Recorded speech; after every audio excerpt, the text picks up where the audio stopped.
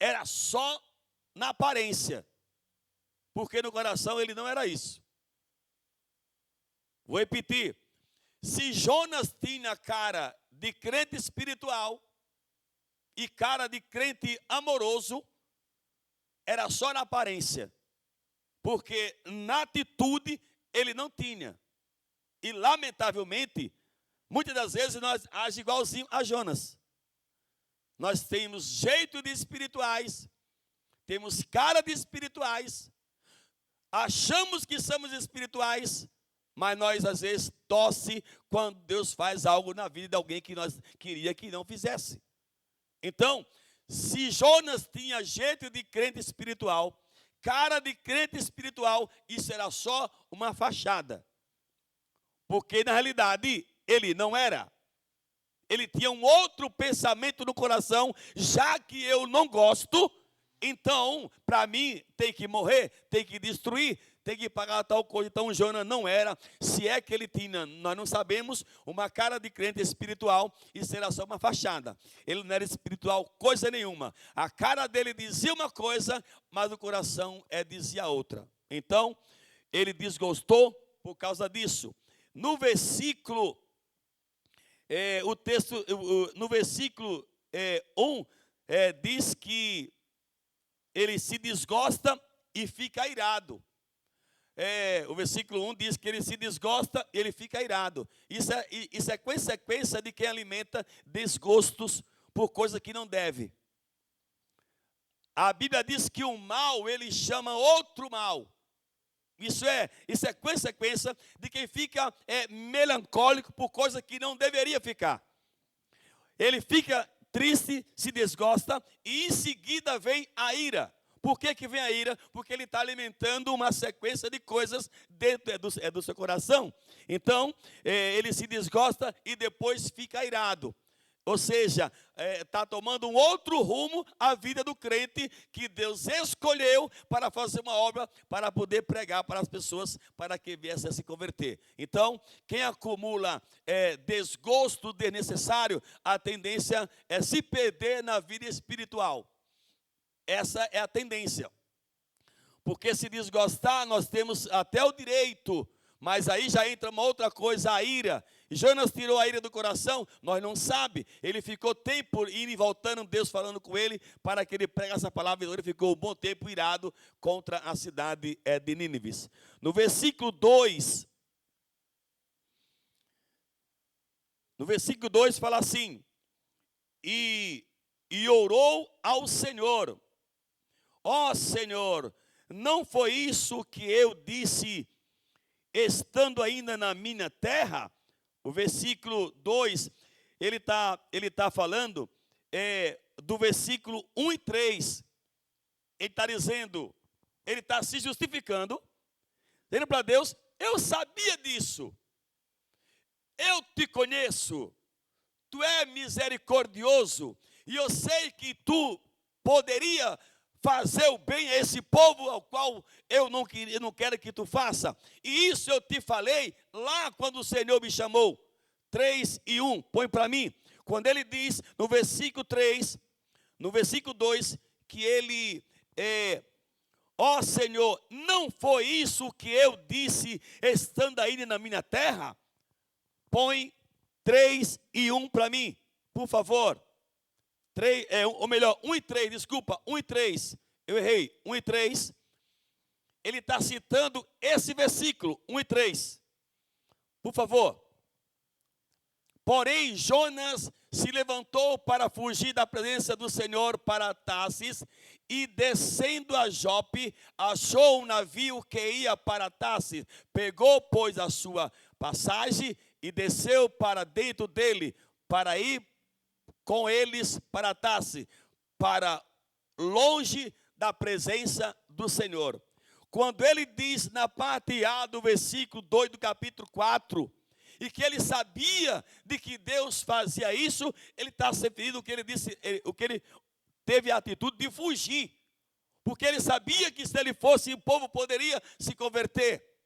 E até então ele não quer essa convenção. ele não quer essa mudança. Aí quando ele vê realmente que o povo se converte, ele se expressa no 4:2, dizendo para Deus que, ó Senhor, não foi isso que eu disse estando ainda na minha terra? Ele está dizendo, não foi isso que eu falei antes de você me chamar pela primeira vez? Foi por isso que eu fugi. Foi por isso que eu não fui, porque eu sabia que o Senhor é benevolente, o Senhor é misericordioso, o Senhor poderia livrar eles, e eu não quero isso para mim, por isso é que eu fui para um outro lugar. Então ele está se justificando e ainda continua batendo no peito. É tipo assim, eu estou certo quando eu disse lá no capítulo 1, versículo 3, que o Senhor pode fazer isso e por isso que eu não fui para lá pela primeira vez. Então ele está se justificando, ele continua com a atitude errada, semblante talvez de espiritual, mas dentro do coração tem uma máquina de pensamento ao contrário e desejo do mal, porque ele não gosta.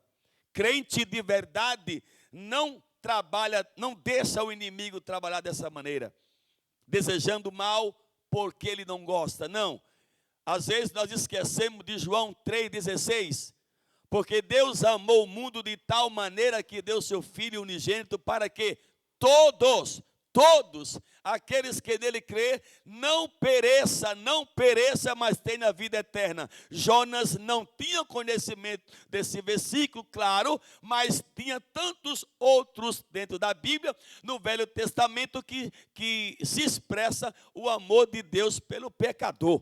Então, Jonas desejava que Nínive fosse destruída. Continuarei lendo ainda o versículo 2. Por isso é que me apressei a fugir para Tarse. Olha aí ele justificando o versículo 3 do capítulo 1. É por isso que eu fugi, porque eu sabia que o Senhor poderia fazer. Eu sabia que o Senhor poderia libertar, salvar Nínive. Foi por isso que eu fugi de lá. Ele está se expressando o seu ego, a sua vaidade, né? O seu desejo, a sua vaidade se expressando para o próprio Deus. Continuarei lendo. Eu sabia que és Deus clemente e misericordioso, tardio em irar-se e grande em amor. Então, ele está aqui batendo no peito e dizendo, eu sabia tudo isso. Eu conheço tudo isso. O Senhor é misericordioso, o Senhor é bondoso, o Senhor tem amor, mas é por isso que eu não fui para a cidade de Nínive. Porque se eu fosse naquele tempo, o Senhor poderia salvar eles e eu não queria isso. Eu não queria que ele fosse salvo. Eu queria ver o mal deles. E aí o processo continua. Sabia, irmão, que tem pessoas, às vezes até dentro das próprias igrejas, lamentável, para vergonha nossa, como disse Paulo. Nisso que eu vou vos dizer, eu não vos louvo. Ou seja, tem pessoas que ele solta fogos pela vitória dele, mas ele solta 3, 4 pela derrota dos outros. Esse é o tipo de crente, é tipo Jonas. Quando ele recebe ele é vitorioso, ele solta fogos. Isso é uma comparação para entender com mais facilidade. Mas quando o outro que ele não gosta é derrotado, ele solta 10 fogos se necessário. A alegria dele é maior quando o outro é derrotado do que quando ele é vitorioso. Lamentável, mas existe esse tipo de gente dentro da Bíblia e também existe nos dias de hoje. Então, ele está se expressando, foi por isso que eu não fui quando o Senhor mandou, porque eu sabia que Deus é misericordioso, Deus é bondoso. Continuaremos lendo o versículo 3 do capítulo 4. Ele fala assim, agora, ó Senhor, tira a minha vida, porque melhor me é morrer do que viver. Isso aqui, irmão, ele está dizendo assim: prefiro morrer do que ver a vitória deles. Prefiro morrer. Já que a vitória deles já aconteceu, eu não pude impedir. Agora tem uma coisa para mim, que é eu morrer. Então, eu queria a destruição da cidade de Nínive. Não foi possível. O amor de Deus é maior. O amor de Deus é mais superior do que o meu ódio por eles. Já que a convenção aconteceu, só resta uma coisa para mim. Por favor, tira a minha vida. São crentes, são pessoas, irmão, exclusivistas. Exclusivista. Então, são pessoas que só pensam em si. Guarda o que aconteceu com tempos anteriores, como é o caso de Jonas, coisa que aconteceu anteriormente, pega isso como um troféu e quer trabalhar, quer moldar a vontade de Deus para que Deus venha fazer o que Ele quer, e não a vontade é do próprio Deus. Ele pega a ira do que aconteceu, o ódio ou a insatisfação, pega o texto bíblico, molda mediante o que ele deseja e vai tentar trabalhar para que Deus faça o que ele, na realidade, ele quer. E não é desse jeito que é a vontade e o querer de Deus, não funciona, é desse jeito. Principalmente na dispensação que nós estamos, que é a dispensação da graça, a dispensação do Espírito Santo, a dispensação do grande amor de Deus, cumprimento da manifestação das profecias tão esperada por toda a raça humana, né? Então, muitos cristãos fazem tal coisa. Ele pega o desejo dele e quer que Deus venha fazer da maneira em que ele quer. Então Jonas era um tipo de cristão dessa maneira, exclusivistas, que Deus tinha que fazer o que ele quer. Ao contrário, ele prefere perder a vida do que ver a cidade de Nínive ser abençoada e vitoriosa. Nós, como cristão da dispensação da graça, a dispensação do Espírito Santo, a dispensação do arrebatamento, precisamos ter muito cuidado com o que alimenta nossos corações. Para nós não viver cristãos com desejos fora da vontade de Deus. Temos que lapidar a nossa mente, lapidar nosso coração, pedir para Deus que não, orar a Deus, pedir para Deus que nos dê corações sinceros, que nós venhamos ter prazer em que aqueles que às vezes nós não temos tanta amizade, falamos assim, quando sejam abençoados, nós também tenha prazer em tal coisa, porque Jonas trocou, já que Nínive foi salva, se arrependeu, então agora para mim só resta uma coisa: tira a minha vida, porque para mim é melhor morrer do que ver Nínive ser abençoada. Irmão, cristão, quando chega a um ponto desse, permita-me dizer, ele está longe de uma vontade de Deus. Não vou dizer que está longe de Deus, porque Jonas está cometendo erros e Deus está atrás dele. Jonas está cometendo erros, um atrás do outro, mas Deus está atrás dele. Claro que Deus tinha uma obra que ele ia fazer através dele. E fez, quando ele prega no capítulo 1, 2, 3 e 4, diz lá o texto que ele se arrepende e são alcançados por Deus. Vamos para o versículo 4. Versículo 4. Temos que alimentar a nossa alma, irmão, como diz a Bíblia. Tudo que é bom, tudo que é amável, tudo que é honesto, tudo que é sincero, nisso pensai. Ou seja, isso aí não está ao poder de Deus, está ao seu zelo pela sua vida espiritual. Entrou um pensamento ao contrário, tenta lançar ele fora. Trabalha para não que aquilo não venha criar raiz dentro de você e nem de mim. Nós não possamos alimentar. Tem um outro texto que, se não me engano, está em Romano, diz que renovai-vos pela força do vosso entendimento. A nossa mente, o nosso entendimento é uma das ferramentas mais poderosas do que nós devemos ser espiritualmente falando. Se nós alimentar nossa mente com pensamentos mal, vamos ser pessoas amanhã, pessoas com problemas espirituais, problemas com a sociedade, com quem nós convivemos e daí por diante. Então, a Bíblia nos orienta: renovai-vos pela força do vosso entendimento. Alimente a sua mente com coisas decentes, com coisas honestas, com coisas boas. Ao contrário, nós possamos estar igual as pessoas lá fora, alguns, claro, que não têm temor de Deus e vivem praticando o mal, tanto no pensamento como na ação do dia a dia. Vamos para o versículo 4. Fala assim, aí já é Deus que responde para ele. Ele pede a morte, quer se justificar, pede a morte para Deus, e Deus agora fala com ele.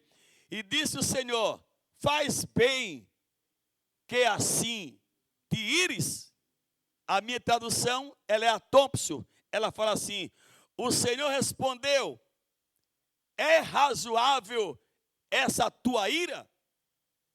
O que é que Deus pergunta?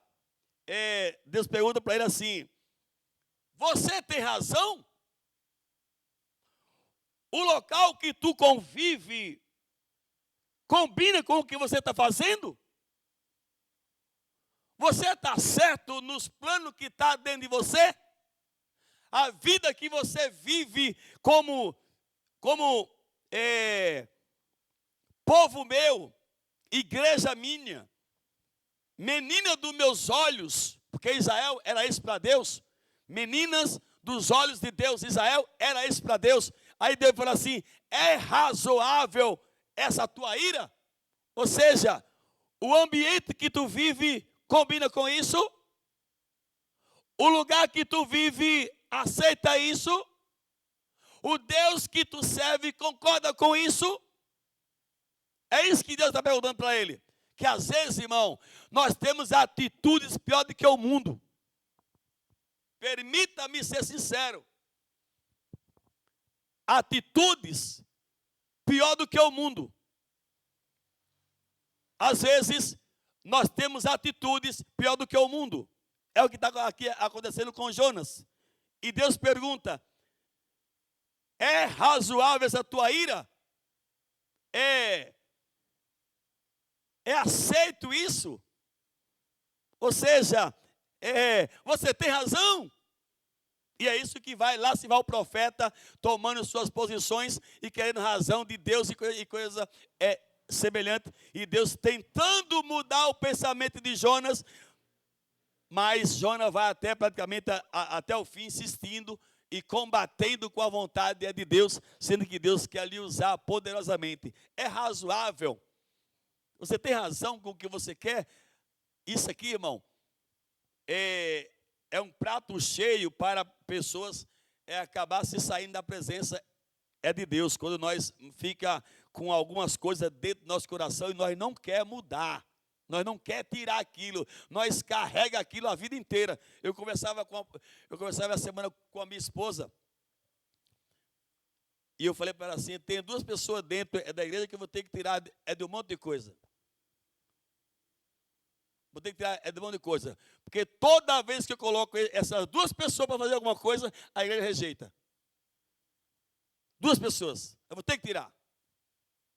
São duas pessoas que me ajudam muito na obra aqui dentro, mas a maioria da igreja rejeita os dois. E eu vou ter que tirar esses dois da circulação de carro dentro da igreja. Porque a maioria da igreja rejeita na cara dura. É razoável essa sua atitude? A maioria da igreja, a maioria. E isso faz já muitos anos que isso acontece. Lamentável. É razoável uma atitude dessa? Pessoas que ajudam na obra estão capengando, sofrendo, tentando se livrar de coisas terríveis e a maioria de nós rejeita com a atitude. Isso é razoável. E o outro é um obreiro. Vou ter que tirar também, porque a maioria daqui rejeita. Lamentável. Versículo 5. Vamos lá. Versículo 5. Fala assim. Versículo 5.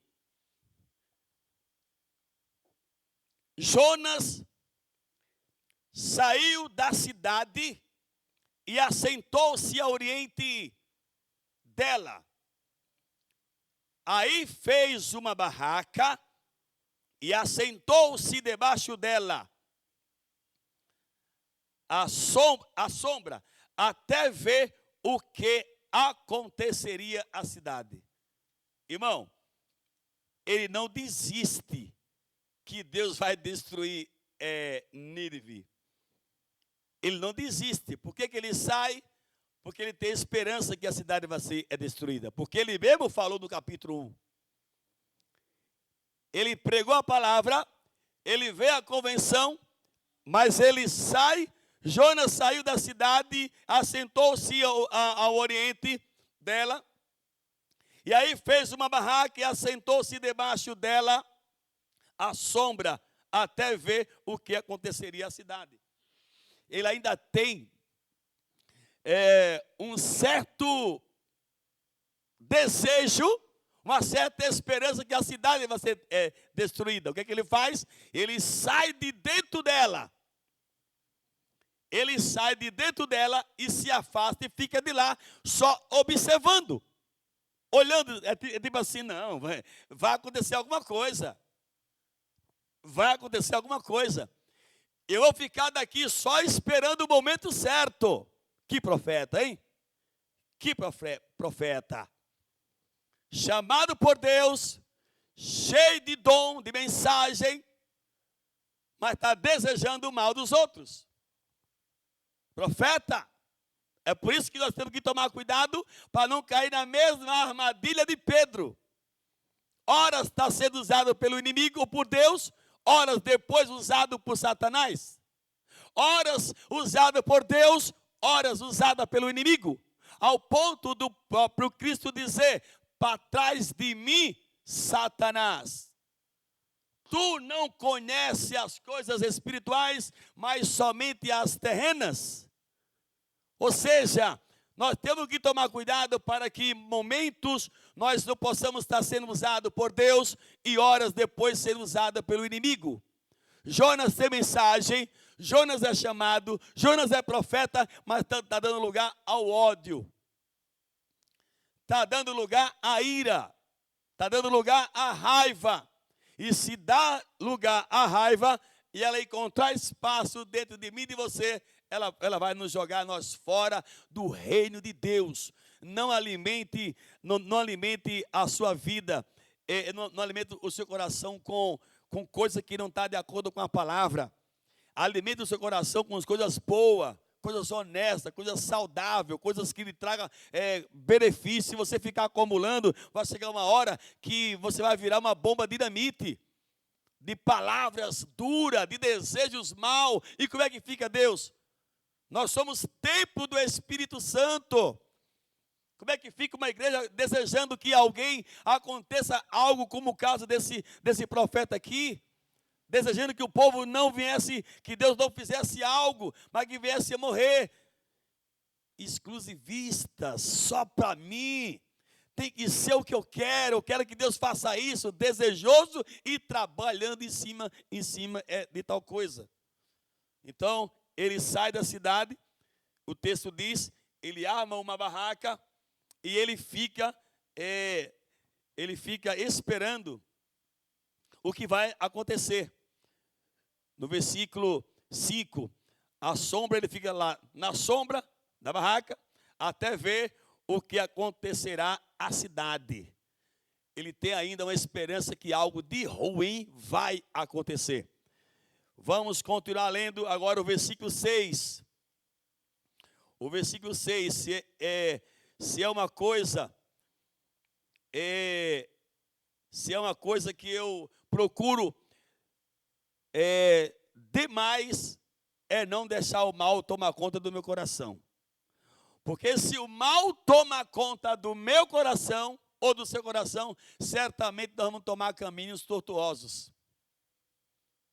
Certamente iremos tomar caminhos tortuosos. E nós não temos esse direito como igreja. Anteontem eu conversava com um obreiro desviado. Anteontem. Eu estava fazendo um culto em uma casa. Anteontem, quarta-feira, estava fazendo um culto em uma casa. E quando eu estou no momento da palavra, que eu olho, eu vejo uma pessoa chegar e cair no pé do portão, com o rosto no chão assim, chorando, e com 1 litro de 51 na mão, agarrado. Ali eu comecei falando, mas ele chorava muito. Eu saí e fui até ele. E quando eu chego lá, conversando com ele, era um obreiro afastado, desviado já há algum tempo. E depois, qual foi o motivo do que trouxe ele a sair da igreja? Ele foi algo que aconteceu sobre a família dele, e ele alimentou algo que não estava de acordo com a Bíblia, e chegou ao ponto de hoje ele estar vivendo na rua praticamente, andando seguro com 1 litro de cachaça na mão. Quem é esse homem? Um obreiro. Já pregou muito a palavra de Deus, já pregou em outros estados, já pregou em outros estados, além do estado da Bahia, mas hoje está abraçado com 1 litro de 51, porque alimentou algo que ele acha que Deus não deveria fazer. Nós não temos o direito de ficar contestando com Deus, irmão. Isso não cabe à igreja.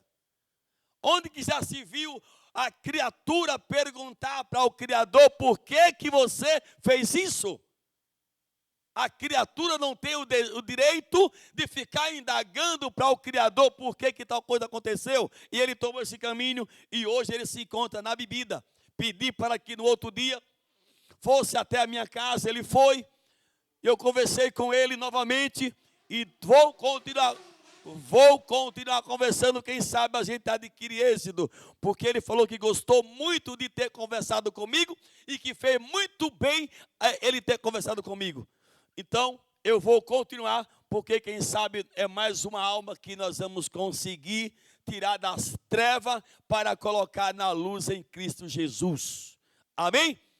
Então, alimentar coisas que nós achamos que tem que ser como nós queremos, não tem base bíblica. Não tem base bíblica. Não. Pergunta para Deus lhe esclarecer, lhe revelar, lhe mostrar o porquê que tal coisa está acontecendo. Por que ele fez assim? Mas não possamos mudar o nosso jeito de servir, a nossa maneira de cultuar, porque Deus fez tal coisa. Não, isso vai nos trazer a uma tragédia espiritual, ao ponto de nós até mesmo não ter prazer mais em estar na presença de Deus. Então, a nossa mente, ela precisa estar bem irrigada, bem alimentada, com as coisas boas da parte de Deus, para que não venhamos ser vítima de nós mesmos, possamos ser vítima da nossa própria história. Não, seja ator da sua história e não vítima. Quando a pessoa pega algo que aconteceu e se coloca como vítima, ele vai fazer do acontecimento uma tragédia, né? Faz da sua história do que aconteceu, um vitimismo, cara de coitado. É o caso daquele rapaz que eu estive lá conversando. Não, nós não temos esse direito de perguntar por que está acontecendo, não. Nós só temos aqui uma só coisa: adorar, como diz lá em Abacuque, né? Ainda que a figueira não floresça, e nos currais não haja mais gado, as ovelhas também já não existem mais, contudo eu o louvarei. Isso é verdade. Eu lembro que uma vez eu preguei, não sei se foi no Guarará, e eu falei que, por favor, para de ler e de cantar esse hino. Isso é um hino, não é isso? Não é um hino isso aí? Para de cantar esse hino. Muitos crentes não podem cantar esse hino, não. Ainda que a figueira não floresça, ainda que nos currais, mas você vai adorar de verdade? Você vai adorar no meio da angústia, da tristeza? Você vai adorar mesmo ou você vai ficar com cara de coitado? Então, uma vez eu lembro que eu falei isso aí, que Abacuque, e parece que é capítulo 3, se eu não estou enganado, versículo 17, por ali, que o profeta diz que ainda que qualquer coisa acontecesse, ele o adoraria.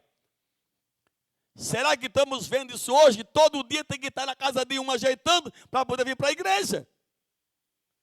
E você vai ver o quê? Nada. Mas nós canta o hino. Ainda que a figueira não floresça. É tanta coisa. Mas diz que vai louvar ao Senhor. Não sei se é verdade não sei. Lamentável eu dizer, não sei. Não é todos de nós que somos assim não. Porque cada tempo nós temos que estar implorando para alguém para fazer algo para Deus. Porque ele está triste, ele está dodói. Ele está chateado. Acho que ele não olhou para a cruz do Calvário ainda. Se nós olhar para o Calvário, nós vamos ver que nós não temos motivo nenhum para andar triste, chateado com cara de dodói não. Versículo 6.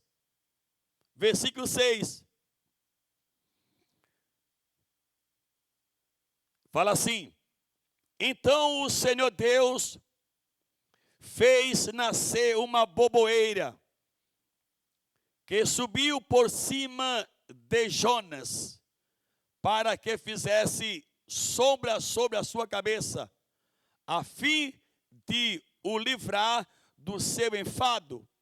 E Jonas se alegrou em extremo por causa da boboeira. Quando a coisa favorece a ele, ele dá glória. Ele profetiza. Quando a coisa está ao seu favor, ele dá glória. Ele profetiza, né? Ele fica todo feliz. Ele se coloca na disponibilidade de Deus. Porque está lhe favorecendo. Está bem para ele. Se nós for vivermos uma vida espiritual de só adorar a Deus quando está tudo bem, irmão, nós vamos ter sérios problemas na nossa vida espiritual. Eu marquei aqui: mesmo em nossas misérias de pensamento, Deus tenta nos convencer com coisa extraordinária. A planta nasce do dia para a noite. Se for o que eu escrevi aqui. Mesmo nas nossas misérias de pensamentos, Deus está disposto a falar com a gente. Está disposto a nos tirar dessa decadência espiritual. Porque a planta, ela nasce de um dia para o outro, ela já amanhece. E no dia seguinte, ela também já desaparece. O que é que a gente entende com isso? Que é uma providência de Deus para falar com o profeta, para dizer para ele que não é como ele pensa. A planta, ela nasce de um dia para o outro e no dia seguinte ela já desaparece. E é Deus tentando falar com o profeta, mas na sua decadência de pensamento, na sua decadência de falta de entendimento, Deus continuará falando com o profeta. Essa é a nossa sorte, que Deus é misericordioso. E ele se põe de pé e se alegra com o que acontece, mas o pensamento permanece do mesmo jeito. Ou seja, ele só acata o que é bom para ele. Não tem como nós viver servindo a Deus só pegando as coisas boas, em que nós fazendo o que nos agrada, o que é bom para a gente. Não vai ter dia que nós vamos fazer coisas em situações extremamente de tristeza, angústia, sofrimento. Não tem como nós viver aqui só tomando posse do que nos agrada e do que nos favorece. Não tem. Por quê? Porque se isso acontecer, está indo contra a própria Bíblia, que diz que Jesus disse que no mundo nós teríamos aflições. Então aqui é aflições. Aqui é momento de angústias, tristeza. O que nos está garantido literalmente é a salvação e a vida eterna com Cristo mediante a tudo isso. Como o próprio Paulo disse, sobre todas essas coisas, somos mais do que vencedores. Ele não isenta nós e nem livra nós de qualquer coisa de que está ao contrário. Mas o que ele nos garante, que sobre tudo isso, nós somos vencedores. Sobre tudo o que está acontecendo, a igreja ela é vitoriosa. Mas às vezes o que está acontecendo é contra o que eu quero, me traz tristeza, me traz sofrimento, angústia, mas a vida da igreja é isso. Mas Jonas quer que Deus faça o que ele quer e não o que Deus quer. E mediante esse processo, ele faz todos os seus charmes, seus charminhos, né? Porque tem crente que é assim, é cheio de charminhos, cheio de ameaçar Deus, cheio de querer chamar atenção, porque na mente de Elias e de Jonas, dizer que quer morrer é para o céu se mover ao seu favor. Não vai, querido, não vai. Você não é melhor do que ninguém. Na mente de Elias, Elias pediu a morte porque poucas pessoas se converteu com a sua mensagem naquele momento. Ele pede a morte porque poucas pessoas tinham dado ouvido a ele. Olha o que é o ser humano. Jonas pede a morte porque grande quantidade de pessoas aceitou a sua mensagem. Olha o que é ser humano com a mente que está embaraçada a respeito das coisas de Deus. Elias, 1 Reis 19, ele deita debaixo do pé de zimbro e pede para Deus para morrer.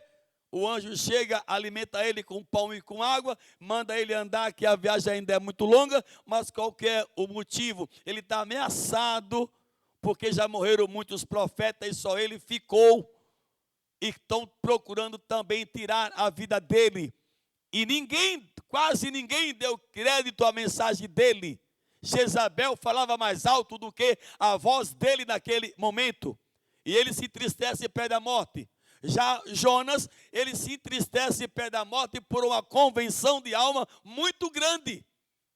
Ou seja, qual que é o problema maior? A mente dos profetas não está bem. Eles estão fora da palavra. Naquele momento, tanto Elias quanto Jonas estão fora da orientação de Deus. Pedir a morte, Deus não vai lhe permitir, Deus não vai fazer. Deus quer que você seja convencido que aquilo não está de acordo com a vontade de Deus. Então Elias pediu a morte por poucas almas ter se convertido. Jonas pede a morte com a abundância de alma de uma cidade inteira, inclusive o rei. O chefe da nação dos Nínives se converteu. Isso trouxe Jonas uma tristeza muito grande. Agora vai entender mente humana. Vai entender. Por quê? Porque não está bem. Está fazendo, nesse exato momento, está fazendo o que eles acham que deve que seja feito e não a vontade é de Deus. Versículo 8, 7, e nós vamos encerrar. Versículo 7, eu li o 6, não é isso? Ele fala assim, versículo 7. Deus, porém, enviou um bicho no dia seguinte, ao subir da alva, o qual feriu a boboeira e ela se secou. No mesmo dia, aparece em um dia, e no outro, o próprio Deus envia um inseto, um bicho, uma largata. O texto não define qual que é o tipo de inseto que comeu a boboeira, mas é algo que devorou em uma noite inteira aquela pequena árvore, pequena planta lá que deu sombra na cabeça dele. O inseto devorou, uma noite inteira, devorou de manhã, não amanheceu mais nada. E o profeta, quando ele amanhece o dia, aquela sombra tão fresca e tão boa que teve no dia seguinte, no outro dia, no dia anterior, no dia seguinte ela já não amanhece mais. Deus está tentando dizer para o profeta, quem manda aqui sou eu tenho o poder de fazer o que eu quiser, eu coloco árvore para dar sombra quando eu quiser e mando inseto para destruir quando eu quiser, no tempo que eu quiser. Mude a sua mente. Você tá fora do meu querer. Versículo 8 e eu encerro. Aparecendo o sol, Deus mandou um vento calmoso oriental, e o sol feriu a cabeça de Jonas, de sorte que ele desfalecia, pelo que com toda a sua alma desejou morrer, e disse, melhor é morrer do que viver. Agora ele está triste por causa que a mordomia foi embora, o ar-condicionado dele acabou. O ar-condicionado de Deus na vida de Jonas, que era a sombra da baboeira, desapareceu. Novamente ele pede a morte. Novamente ele pede a morte. O que é que faz com um homem desse? Vaso de Deus. Cheio de Deus, como diz os crentes espiritual. Às vezes eu falo para minha esposa, ela fica brava. Eu não sou tão espiritual assim que nem você, não. Nossa, ela fica brava comigo. Mas tem coisa que eu não sou tão assim, não. Eu sou Bíblia. Eu sou Bíblia, eu não sou emotivo, eu sou Bíblia. Está na Bíblia? Tá. Se não, tira fora e vamos esperar o que vai acontecer. Mas eu sonhei, desde quando eu vou tocar a igreja baseado por sonho de ninguém? Me respeita. Me respeita. Eu toco igreja baseada pela Bíblia, pela palavra. E sonho é verídico e é verdadeiro. Tem sonho que é profético, é Deus mostrando, sim, mas tem sonho que é de barriga cheia, é mente cansada. E esse tipo de sonho não se põe em prática aqui dentro, não. Quem prevalece aqui é a palavra. Resumindo, eu não sou tão espiritual assim, não. Não. Eu sou bíblico. Eu não toco igreja por causa de sonho, não. Mas eu sonhei, e daí? Vamos esperar. Vamos ficar com Ezequiel. Se o que o tal profeta falou se cumpriu, foi Deus que falou. E se não se cumpriu, ele falou da carne ou do inimigo, menos de Deus. Só tem uma coisa para sonho, é esperar. Nada de mudar de casa, nada, é esperar. Vou viajar porque Deus mostrou. Mas, não, senhor, espera a hora certa. Vou vender a casa. Não, espera. Tem que esperar se cumprir. Nós não podemos tocar nossa vida por causa de sonho, não. Deus disse que tem uns que ia falar assim, sonhei. E daí começa a tocar a vida por sonho. Vai se dar mal. Aqui é baseado pela Bíblia. Está na Bíblia? Nós estamos juntos. Não está? Tem que esperar. Versículo 9, Deus falou assim, então disse Deus a Jonas, é acaso razoável essa tua ira, por causa da boboeira? Disse ele, é justo que eu me enfade a ponto de desejar a morte? Disse o Senhor, tiveste compaixão da boboeira, que não te custou trabalho, ao qual não fizeste crescer. Numa noite ela nasceu e numa noite pereceu.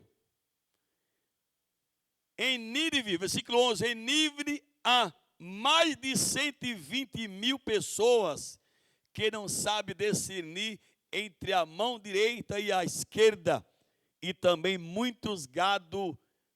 Não hei de eu ter compaixão dessa grande cidade? Tu está aí com dó da boboeira, preocupado porque ela nasceu e morreu. de coisa que tu não fez nada por ela. Tu não colocou nenhuma gota d'água para irrigar o crescimento da boboeira. Ela nasceu pelo meu poder, tu não fez nada por ela e tu está tão angustiado, tu está triste. E muito mais, e eu não tenho o direito de me compadecer por mais de 120 mil pessoas que não sabem discernir entre a mão direita e a mão esquerda. Ele quer dizer, a respeito da vida espiritual e de mim, ele não sabe discernir nada. Eles não sabem discernir o que é a respeito da mão direita e na esquerda. Deus quer dizer, a respeito de Jeová, eles não sabem a respeito de Deus nada. E você não quer que eu me compadeça deles? Por que está com dó da boboeira que tu não viu nascer? Tu não plantou e tu não fez nada. Sentimentos, irmãos, que aqui dentro são vazios.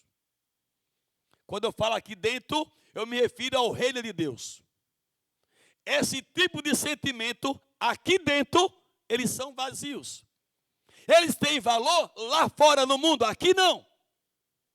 São pensamentos vazios, o valor aqui não é ao nosso querer, não, valor aqui são almas. Almas terá valor e não os nossos, as nossas vaidades de ter que ser como nós imagina, pensa ou projeta. Não. Isso tem valor lá fora. Aqui o que prevalece é a vontade de Deus. Amém?